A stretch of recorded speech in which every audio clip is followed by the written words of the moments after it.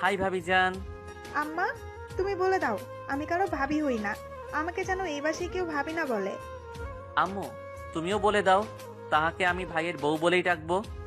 চুপ গাদা। তোমরা কেউ আমাকে ভালোবাসো না। ও তোমাদের সামনে আমাকে রাগাচ্ছে আর তোমরা দুজন চুপ করে আছো। তুই এখানে বস। হুম। দাঁড়িয়ে না থেকে আমার আর আম্মুর মাঝখানে বসলো। তুই এখানে বস। আসতে কোনো সমস্যা হয়নি তো? না আব্বু, তোমার ছেলে গাড়ি পাঠিয়েছিল। দেখি হাত সরাও। সোফার উপর শুয়ে মাথাটা ভাবির কোলে রেখে ম্যাপ দেখতে শুরু করলাম। ও, বলাই হয়নি কিসের ম্যাপ দেখছি। আর্মি একটা ওয়েব পেজ আছে যেটা শুধুমাত্র সিক্রেট মিশনের জন্য। আবু সাইদের ডাটা হ্যাক করা পসিবল না, বাট ওর ম্যাপ দেখা কিছুটা দেখা সম্ভব। তাই ভাইয়ার অন্য একটা ফোন দিয়ে সেই ম্যাপ দেখছি। অন্য সব মিশনের থেকে এটা আমার লাইফের সব থেকে বড় মিশন হতে চলেছে। কি দেখছিস ফোনে? তেমন কিছু না। তুই তোর বোনকে সাথে নিয়ে আসলেও পারতি। কোনো দরকার নেই। কেন? ভাবি, তুমিই বলো। আব্বু, ওর পড়াশোনার জন্য আসতে পারবে না, তবে চাইলে কিছুদিন পরে ওকে আসতে বলবো। না বলাই ভালো। তুই চুপ কর। তুই বরং কিছুদিন গেলে ওকে আসতে বলিস। কত সুন্দর মেয়েটা। শুরু হয়ে গেল জান্নাতের নামে সুনাম করা।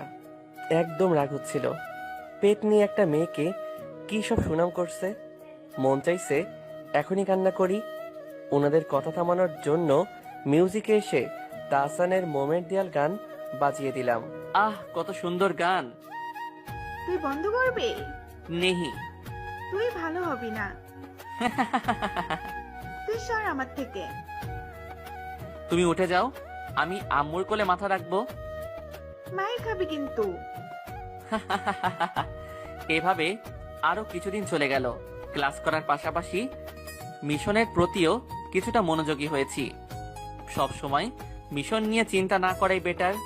বরং মিশনের আগে সবকিছুর মায়া ত্যাগ করতে হয়।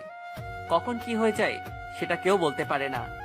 মিশনের পর যখন জেনারেল আমাকে ক্যাপ পরিয়ে সংবর্ধনা জানাবে, তখন সেই সময়টা আমার জন্য কতটা হ্যাপি হবে সেটা ভাবতে ভাবতেই দীর্ঘশ্বাস ফেললাম। কলেজে যাওয়ার জন্য প্রস্তুত হচ্ছি, তখন ভাইয়া রুমে আসলো। কিছু বলবি? আর মাত্র কয়েকটা দিন। 5 দিন মাত্র। আর কয়েকটা দিন থেকে গেলেও পারতি। মিশনে নামতে হবে। চল, তোকে কলেজে নামিয়ে দিয়ে আমি আমার কাজে চলে যাব।